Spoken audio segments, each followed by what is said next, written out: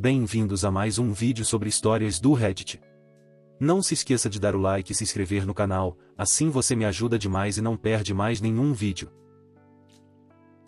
Acabei de sair em um encontro com um cara que tentou me assaltar. Não posso contar essa história para ninguém que eu conheça, então aqui vai. Há 2 anos, voltei para casa após o funeral do meu pai. Assim que abri a porta do meu apartamento, um cara segurando uma barra de ferro saiu da minha cozinha com minha TV nas mãos. Eu moro na cidade, então roubos são comuns. O cara começou a gritar comigo e deixou a TV cair desajeitadamente, segurando a barra de ferro como se fosse um taco de beisebol. Fiquei tão chocada com o que estava acontecendo que não me movi. O cara gritou para eu esvaziar meus bolsos. Devido ao estresse dos últimos dias com a morte do meu pai, comecei a chorar. Não de medo do que estava acontecendo, mas porque aquela era literalmente a pior hora da minha vida. O pior momento. O pior minuto e segundo. Enquanto chorava histericamente, entreguei ao cara minha carteira. Apenas sentei no chão e abracei meus joelhos e disse a ele, entre lágrimas, para levar o que quiser. Ele hesitou, olhou para baixo para mim. Ele largou minha carteira e sentou ao meu lado. Imediatamente, ele começou a me confortar. Ele começou a se desculpar. Ele colocou minha TV de volta na mesa e disse que ela não estava danificada. Ele me contou que perdeu o emprego e que sua mãe precisava de remédios que ele não podia pagar, e que eles estavam sem teto. Ele me disse tudo isso enquanto eu apenas chorava. Chorei pelo meu pai, que se foi, chorei pelo meu futuro, pois era incerto, e chorei porque minha casa havia sido invadida da forma mais violenta. Por cerca de 10 minutos, fiquei sentada no chão com um cara que tinha a intenção de me assaltar, me dizendo que ficaria tudo bem e que ele estava arrependido. Ele me implorou para não chamar a polícia. Eu comecei a gritar para ele sair. Ele saiu correndo tão rápido que deixou a barra de ferro para trás. Joguei-a nele enquanto ele corria pela rua. 2 dias depois, voltei do trabalho e ele estava sentado na frente da minha porta. Fiquei tão aterrorizada que peguei meu telefone, mas ele tinha essa expressão no rosto, não tenho certeza de como descrever, remorso, arrependimento? Ele me disse que contou para a mãe dele o que fez, e a mãe dele fez uma sopa para mim. Ele me entregou uma tigela pequena embrulhada em papel alumínio. Novamente, fiquei chocada, sobrecarregada e com raiva, e acabei batendo na tigela, que se quebrou no chão. Eu disse a ele para ir embora ou eu chamaria a polícia. Ele foi embora. Lembro-me de que ele parecia chateado. Deixei a sopa e a tigela quebrada do lado de fora da minha porta, quase como um aviso para ele não voltar. Cerca de 3 meses depois disso, recebi um bilhete na minha caixa de correio do cara. Ele me contou que sua mãe tinha falecido, que ele não estava mais sem teto e que tinha arrumado um emprego. Ele queria me retribuir por ter invadido meu apartamento. Ele anotou seu endereço e me disse que eu era bem-vinda para invadir o lugar dele, se quisesse, mas que ele não tinha muitas coisas. Tudo isso me deixou sobrecarregada. Joguei a carta fora, mas lembrei do endereço dele. Lembro-me de ter passado por lá um dia, por curiosidade. Era um prédio de apartamentos ruins do outro lado da cidade. Ele estava subindo para o seu quarto e me viu. Ele acenou. Eu me virei e fui embora. Ele correu atrás de mim, pediu desculpas novamente. Disse que nunca quis fazer o que fez. Ele me mostrou o programa do funeral da mãe dele que ele guardava na carteira. Ele não estava mentindo, ela era real. Ele era real. Ele era uma pessoa de verdade. Não sei o que foi, mas acreditei nele. Aos poucos, começamos a crescer juntos como pessoas. Não consigo descrever. Após 1 ano de manter comunicação e aprender sobre quem ele era, ele se matriculou em uma faculdade comunitária local e começou a fazer cursos para obter créditos antes de se candidatar à universidade. Ajudei-o a estudar muito para sua aula de história. Ele é bom em matemática e ciências, no entanto. Nunca o convidei para meu apartamento. Por mais que o conhecesse, ainda tinha medo dele. E ele sabia disso. Sabia que eu não podia confiar nele. Mas hoje à noite, saímos para tomar café porque ele disse que tinha uma prova em sua aula de civilização mundial. Quando cheguei lá, ele disse que tinha esquecido seu livro. Conversamos um pouco, rimos e então ele me disse que queria cozinhar para mim. Por impulso, decidi convidá-lo para meu apartamento. Depois de pegar algumas coisas no supermercado, ele veio. Eu estava tão nervosa que tremia. Ele percebeu, apertou minha mão e então fez o jantar. Foi incrível. Conversamos, rimos, sentamos no chão e assistimos a um filme na TV que ele tentou roubar. Fizemos piadas sobre isso. E então ele me disse que sentia falta da mãe dele. Eu o abracei. Depois ele foi embora. Não sei o que sinto, mas sei que não posso mais desistir das pessoas.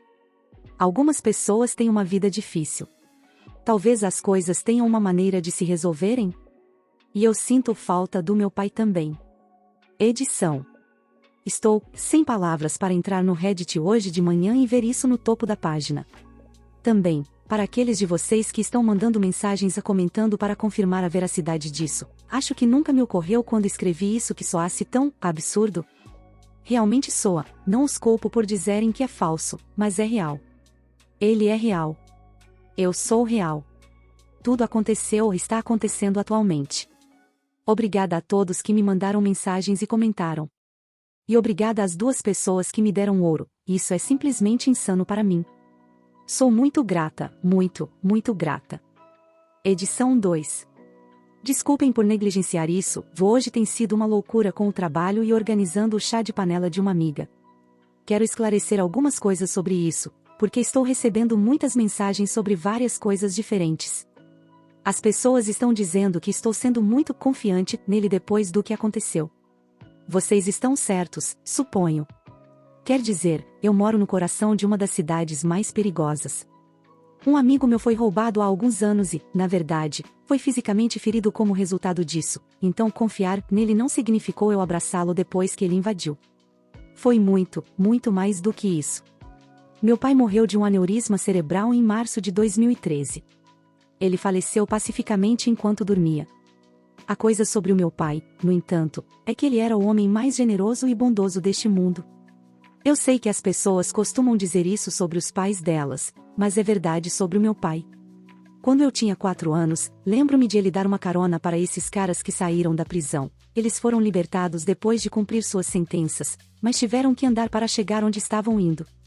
Meu pai os pegou, fez com que entrassem na parte de trás de sua caminhonete e os levou para casa. Ele colocou a vida dele, basicamente, a minha nas mãos dessas pessoas que poderiam nos machucar. Eles não fizeram isso, graças a Deus.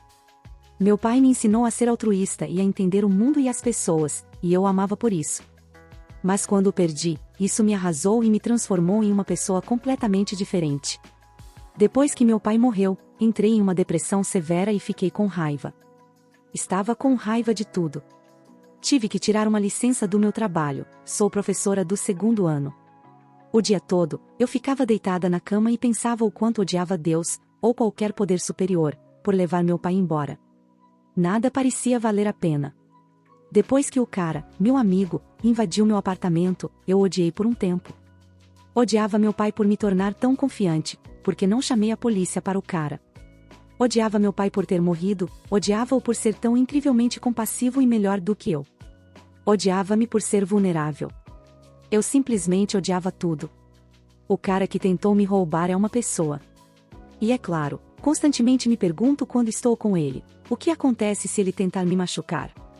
Ou roubar de novo? Mas a coisa sobre ele é que, ele sabe que estou pensando nisso e constantemente tenta me tranquilizar. Crescemos juntos como pessoas, como eu disse. Há 2 anos inteiros que não mencionei neste relato porque seria como um livro. Eu gosto dele? Acho que não. Acho que ele não gosta de mim. Acredito que ambos nos entendemos, respeitamos e honramos um ao outro por nossas lutas mútuas. Estamos orgulhosos um do outro e ambos somos culpados de coisas. Eu, por me afastar dos meus amigos, família e alunos e me tornar uma pessoa terrível depois de perder meu pai, e ele, por fazer o possível para tentar salvar sua mãe de sofrer uma dor incrível em seus últimos momentos. Eu pretendo mostrar a ele este post. Quero que ele saiba. Ele não tem um computador ou internet, mas acredito que ele achará isso engraçado. A história dele não é minha para contar, como sua mãe morreu não é minha história para contar, o que o levou exatamente a forçar a porta da frente com um pé de cabra não cabe a mim contar, o que aconteceu com a família dele não cabe a mim contar. Mas o que cabe a mim contar é que ele é humano, ele é falho, Deus, ele é tão falho. Mas depois de conhecê-lo e aprender sobre sua vida, sobre a infância dele e a pequena criança que costumava ser tão apaixonada pela escola e pelo aprendizado, como ele me contou, sei que ele tem sua história. Eu tenho minha história. Você tem a sua. E embora eu ache que seja irrelevante, a ideia de namorar nos últimos anos nem passou pela minha cabeça. Eu estive em relacionamentos antes da morte do meu pai? Sim. Um deles foi de longo prazo e tinha um fim previsível com um noivado, mas as coisas acontecem. A vida acontece. Vou encontrá-lo amanhã no trabalho dele, enquanto ele estiver em pausa, para dar a ele alguns materiais de estudo antigos que tenho de uma aula de literatura que fiz na faculdade. É tudo tão normal, e não tenho medo. Meu pai nunca teve medo, então eu não deveria ter. Eu escolho não ter. Atualização. Oi. Então, postei alguns dias atrás sobre como fui em um encontro com esse cara que tentou me roubar. Este é apenas um breve acompanhamento. Nada importante. Ontem à noite, mostrei a ele o post e alguns dos comentários de vocês. Ele estava um pouco receoso em relação a esse lugar e ao fato de eu ter compartilhado isso com o mundo inteiro. Mas os comentários realmente o deixaram muito feliz. Ele queria que eu agradecesse a todos vocês, e eu tentei convencê-lo a fazer um post próprio, mas ele acha estranho. Além disso, ele se considera um péssimo escritor. Eu só queria atualizar todos com essa informação sem importância. O aniversário do meu pai é daqui a algumas semanas. Na verdade, eu sempre tenho que me preparar para essa data o ano inteiro. Mas este ano é diferente, porque eu sei que tenho pessoas para me apoiar. Especialmente um amigo novo, bem próximo, que apareceu. Bem, eu gostaria de dizer que ele surgiu do nada, mas ele realmente apareceu na minha cozinha segurando um pé de cabra.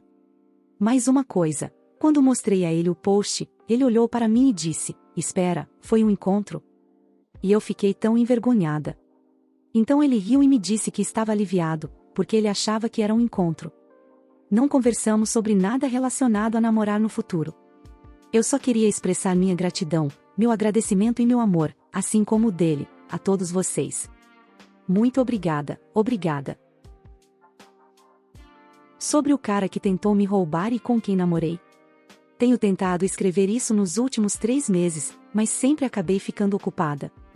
Realmente não sei o que dizer, porque tantas coisas aconteceram nos 6 meses desde que escrevi tudo isso pela primeira vez. Quero dizer isso para mim, para tirar isso do meu peito. Eu me importava com ele. Eu me preocupava com ele. Eu me importava, não posso negar isso. Em janeiro, logo após o início do ano novo, recebi uma ligação dele às 2:30 da manhã. Ele estava na cadeia, que ele e 2 amigos foram presos por embriaguez em público e posse de parafernália de drogas. Ele queria que eu pagasse a fiança. Sou professora e vivo com o salário de uma professora. Eu disse que não podia. Foi quando as coisas desmoronaram. Antes disso, ele e eu éramos incrivelmente próximos. Passamos o Natal juntos. Eu não tinha dinheiro suficiente para uma passagem de avião para ir para casa, então fiquei na cidade. Ele veio até mim, cozinhamos, assistimos filmes. Antes do Natal, passamos o dia de ação de graças juntos. Eu o ajudei a estudar. Eu o ajudei a organizar suas finanças. Ele não tinha ideia de como fazer impostos e todas as coisas adultas, como ele dizia. Mas notei que comecei a fazer coisas que normalmente não fazia. Ele vinha até minha casa no meio da noite, visivelmente em pânico, e perguntava se poderia ficar comigo. Eu deixava, sem fazer perguntas. Parei de fazer perguntas porque queria acreditar que ele era bom e que tudo estava bem. Ele começou a me pedir para mentir se outras pessoas perguntassem sobre ele e dizer que não o conhecia. Isso me assustava, mas eu assumia que era sobre assuntos de trabalho. Eu queria que fosse sobre trabalho dele. Ele foi solto da cadeia cerca de uma semana depois. Ele não falou comigo. Liguei para o apartamento dele. Nada. Cheguei em casa do trabalho um dia e uma mulher estava esperando do lado de fora da minha porta. Ela parecia desgrenhada. Estava usando uma regata e chinelos no meio de janeiro no Nordeste. Estava frio. Quando tentei abrir a porta do meu apartamento, ela começou a me atacar verbalmente. Ela me disse para ficar longe dele. Como se ela fosse dona dele. Ela me disse que sabia o que eu fiz com ele. E que eu receberia o que mereço. Ela foi embora. Eu estava aterrorizada. Antes de chamar a polícia, decidi ligar para o apartamento dele pela última vez. Ele atendeu. Eu contei sobre a mulher. Ele pediu desculpas, disse que estava saindo com ela. Ele não pretendia que ela fosse até lá e interferisse. Mas isso me levou a outra pergunta: como ela sabia onde eu morava? E quantas outras pessoas ele havia contado onde eu morava? Ele hesitou antes de responder, eu me lembro disso. Ele apenas disse que estava arrependido. Imediatamente arrumei uma mala de viagem, peguei meus itens mais valiosos e fui ficar em um hotel. Usei meu cartão de crédito, o meu cartão somente em caso de emergências. Porque eu não me sentia mais segura, por causa dele. No dia seguinte, voltei para o meu apartamento. Estava tudo bem. Ele veio pedir desculpas. Eu disse para ele sair. Comecei a chorar. Quando estou com raiva, choro. Ele tentou me abraçar, mas me lembro de pegar um pedaço de madeira. Eu tinha uma prateleira desmontada do IKEA, para me proteger. Exigi saber o que ele estava fazendo. Ele me disse que estava vendendo drogas, ele me disse que precisava fazer isso porque conhecia pessoas que poderiam machucá-lo. Mentiras, suponho. Não sei. Eu disse para ele sair, que nunca mais queria vê-lo. Etc. Ele ficou com raiva, ameaçou voltar com os amigos dele. Eu estava tomada de culpa por confiar nele. Ele pediu desculpas novamente, disse que sentia muito. Eu estava questionando tudo sobre ele. O empurrei para fora. Tranquei a porta. O programa de ensino em que faço parte transfere os professores de escola em escola pelo país. No ano passado, fiz uma solicitação para me mudar para o outro lado do país para ficar mais perto de casa. 2 semanas após esse encontro com ele, descobri que minha solicitação foi aceita e que eu partiria em março. Meu apartamento foi invadido e vandalizado no início de fevereiro. À noite, ele vinha bater na minha porta. Eu chamava a polícia, mas ele sempre saía antes de eles chegarem. Os caras dele começaram a me ameaçar. Nada nunca era roubado, apenas quebrado. Eles quebraram uma garrafa de vidro que meu pai fez para mim quando eu tinha 6 anos. Ele sabia o quanto aquilo significava para mim. Estava em pedaços. Na semana anterior à minha partida, o vi do lado de fora do meu prédio. Chamei a polícia. Ele estava vindo na minha direção, e lembro-me de sentir uma raiva ardente dentro de mim. Era um calor vermelho, raiva apaixonada que me dominou, e peguei minhas chaves, que estão em um cordão, e comecei a bater nele. Acabei fraturando a órbita do olho dele. Quando a polícia o interrogou, perceberam que ele era o responsável pelo assédio. Ele tinha vários outros mandados de prisão. Depois que ele caiu, depois de eu fraturar a órbita do olho dele com as chaves, comecei a chutá-lo. Eu queria que ele morresse. Eu realmente queria. Então pensei no que meu pai pensaria. Mas então eu percebi, eu não sou meu pai. Nunca serei como ele. Eu sou diferente. Isso é diferente.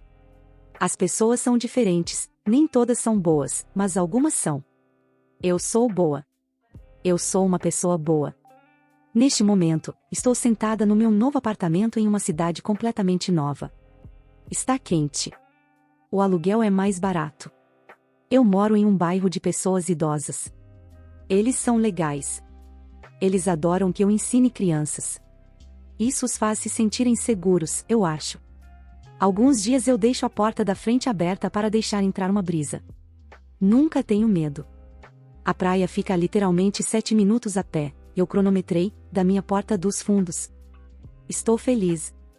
Então estou encerrando isso. Acabou. Estou cansada.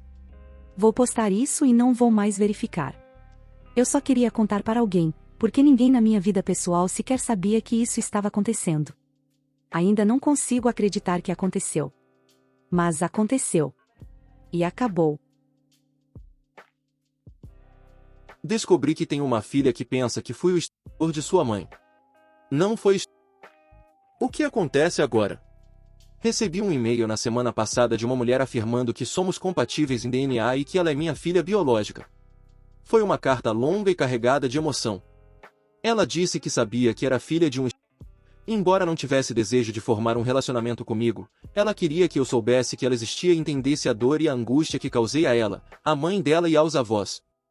A carta foi angustiante. Fiquei chocado, mas também cético. Sou casado há 25 anos e tenho 3 filhos maravilhosos. Nunca abusei de uma mulher. Pensei que isso tinha que ser uma brincadeira ou golpe. 2 anos atrás, fiz um teste de ancestralidade de DNA em casa, e não mostrou a existência de uma criança da qual eu não tinha conhecimento. Mas quando entrei na minha conta, lá estava ela. Investiguei um pouco e descobri que a mãe dela era uma mulher chamada Terry, nome falso, com quem namorei por cerca de 1 mês durante o primeiro semestre da faculdade, meados dos anos 1980. Terminamos o relacionamento de forma mútua e permanecemos amigos. Na última noite do segundo semestre, ficamos juntos em uma festa no alojamento, fomos para o meu quarto e tivemos relações sexuais. Foi um encontro casual e lembro que foi 100% consensual e muito apaixonado. Também não usamos proteção. Depois voltamos para a festa e nos divertimos muito dançando e convivendo com amigos. Ambos fomos para casa na manhã seguinte para as férias de verão. Terry não voltou para a faculdade no ano seguinte, o que não me importou muito, já que não éramos próximos e não tínhamos nos comunicado durante todo o verão. Uma das razões pelas quais Terry e eu éramos incompatíveis era a religião. Ela era católica e eu sou judeu. Eu não era religioso, mas ela tinha crescido em um ambiente familiar rigoroso. Minha suposição é que, quando ela descobriu a gravidez, ela contou à família que tinha sido desde admitir que teve relações sexuais pré-maritais com um ex-namorado judeu. Mas quem sabe, talvez ela tivesse outras razões. Dói em mim saber que tenho uma filha de 30 e poucos anos que foi alimentada com mentiras sobre o pai dela. Não consigo imaginar crescer pensando que sou fruto de um estupro. Isso deve ser tão difícil psicologicamente. Estou sofrendo por uma criança que nem sabia que existia até alguns dias atrás e que me odeia. Tenho debatido o que fazer. Ainda não respondi à minha filha. Quero muito contar a ela a verdade, de uma maneira em que ela possa acreditar, mas como? Minha esposa, que tem sido uma rocha nos últimos dias, continua me dizendo para dar tempo e pensar nisso. Meu melhor amigo diz que eu deveria contratar um advogado. Não sei o que fazer e isso está me consumindo. Conselhos, por favor. Atualização. Contratei um advogado. Ele recomendou que eu respondesse ao e-mail da minha filha para negar categoricamente a acusação.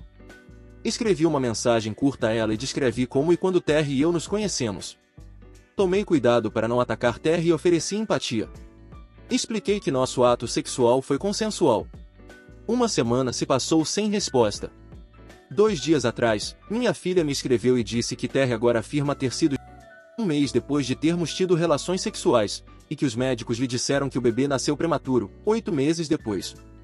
Basicamente, ela está dizendo que foi enganada pelos médicos. Acho isso muito difícil de acreditar, mas se for verdade, é terrível, e se não for, acho que dá a Terry uma saída sem expor sua grande mentira, o que talvez seja melhor para todos. Ontem falei com minha filha pela primeira vez. Ela estava chorando e eu também, então não foi fácil dizer muito. Antes de desligarmos, disse a ela que a amava porque ela é minha carne e sangue, e esperava que pudéssemos nos conhecer e conhecer minha neta. Ela chorou muito depois disso e disse que esperou a vida toda para ouvir essas palavras. Minha esposa e eu contamos aos nossos filhos há cerca de 1 semana. Eles são adolescentes e lidaram muito bem com a situação. Os 3 estão interessados em conhecer a nova irmã e sobrinha. Minha esposa, minha linda, carinhosa, melhor amiga de todas, ela tem sido totalmente solidária. Ela sugeriu que convidássemos minha filha e neta para nos visitar nas férias de Natal, e até mesmo ofereceu pagar as passagens aéreas e disponibilizar o quarto de hóspedes para elas. Minha filha vai me ligar novamente esta noite e vou propor que ela venha, ou oferecer para voar até onde ela estiver se isso for mais confortável. Temos uma vida inteira para nos atualizarmos. Enquanto isso, em relação a Terry, sinto que minha filha e eu fomos roubados, mas realmente não quero me deter nisso. Ela não entrou em contato comigo e não pretendo fazer o mesmo, embora esteja preparado para ser cordial se ela o fizer, e para ouvir sua história e manter a mente aberta. Engravidei aos 16 anos, meus pais me renegaram e tentaram obter a custódia da minha filha. Após 10 anos, meu pai foi diagnosticado com câncer terminal e ambos querem se reconectar comigo e conhecer sua neta. Preciso de ajuda sobre como lidar com isso. Aos 16 anos, dormi com meu bom amigo Jared. A camisinha estourou e minha filha foi concebida. Meus pais, que eram ótimos até esse ponto, não gostaram disso e queriam que eu fizesse um aborto. Não tive coragem de fazer isso. Eu queria manter o bebê.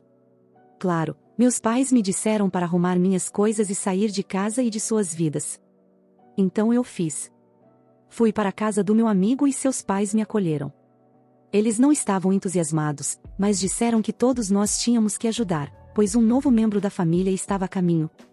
Nesse tempo, meu amigo e eu começamos a desenvolver sentimentos um pelo outro.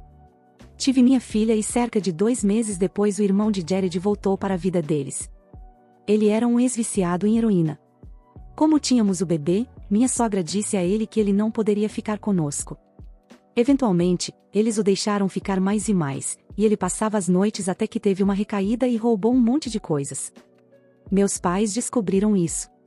Eles cavaram um monte de coisas e descobriram que minha sogra também lutou contra a dependência após um acidente que ela teve há 15 anos e a deixou viciada em medicamentos para a dor.